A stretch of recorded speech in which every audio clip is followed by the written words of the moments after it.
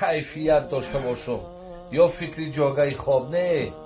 اصلا زن نقش مهم داره.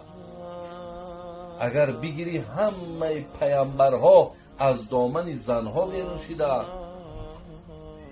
من همین سخنهایی را که من میگم، این من از یگان میگم امام بخاری گفت، امام بخاری آورد، امام مسلم آورد، اونها را کی به دنیا آورد؟ مادرها آوردن.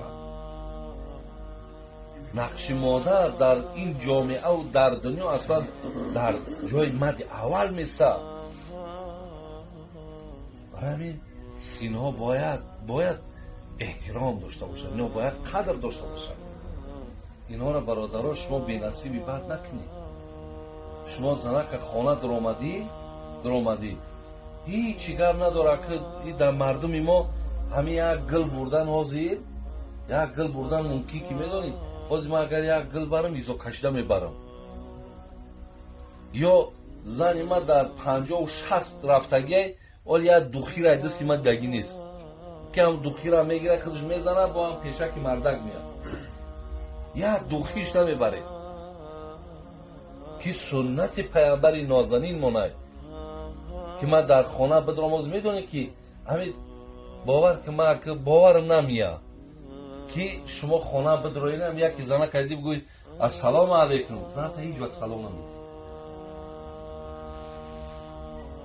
سنت پیامبر از دیدش السلام علیکم. زنک نزدیک خوبی بهتری صحت سلامتی یک احوالپرسی بهترین میشود. سو وقت زی خاموشه و سو وقت خوش میتوه کمی گپی خوب قطعی زندگی خوب میشه، واقع معامله خوب میشه. همین بدرو دیگه همین قوقا دختگی همین خچمله طبیعه هم خیره میشه.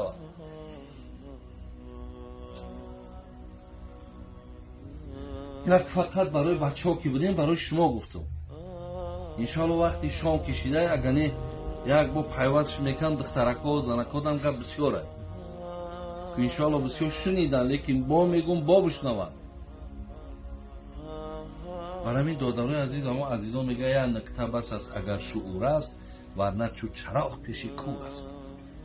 خدا خواه اگر یک اشاره که پیامبر برای ای پشتی و دفاع نه میگیم قوری تو کندگی دیگه، جانی تو در عذاب و در خطر که بگن جبیو پیامبر ای پشتی تو شوید و رکی تو زن در دنیا ظلم کردی.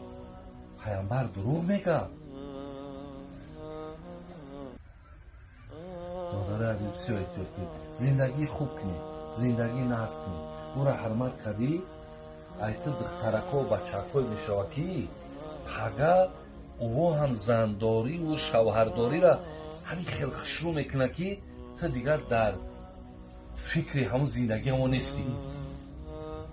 وقتی نکردی و خودت هم تا خرخشک از زندگی کردی همین خیلی با مشکلات ها را فرزندات بعد اذیت چه میکشی. الله حفظم کنه برادر عزیز. حضرت دامنه یک دعا کشم شد. یا رب العالمین خدا نگهبان تو باشه. برکت الله مهربان ملائکه هایی دارند که در روی دنیا سیر میکنند. ببین هر گاهی که یک جمعیتی را یافتند که در اوجا پند و نصیحت های در حال میگه چکار میکنند، در حال پایان میشوند تا در همونجا شرکت کنند. این حدیث بسیار حدیثی درازه. ابتداش من همون خطای اولش که از پیامبرمون نقل میکنند خطای اولش گفتیستم. حتی در شرحش دیدم میگه اون ملائکه ایجا خونه بختاوره میومد. او در خود چند کیلومتر بلند در آسمان سیر کردیست. او ایجا میدونه این مردک در 2 etaje یا در 3 etaje این ایجا یافتش. میگه که حتی شارح حدیث میگه که از همینجا میگه یک روشنایی بلند میشید است. روشنایی بلند میشید است که از روی روشنایی میفهمند که در زیر همین روشنایی الله ما یاد چیدیسته، بنده های خدا در یاد خدا نشسته گرد. میگه از روی روشنایی میآمد. حتی بعضی ها گفتن ای بوی خوش می آوند، بوی خوش بلند می شود. از این لحاظ برادر عزیز ما اینجا تنها نیستیم و خدای مهربان قسم این سخنها از زبان پیامبر آمدگی است که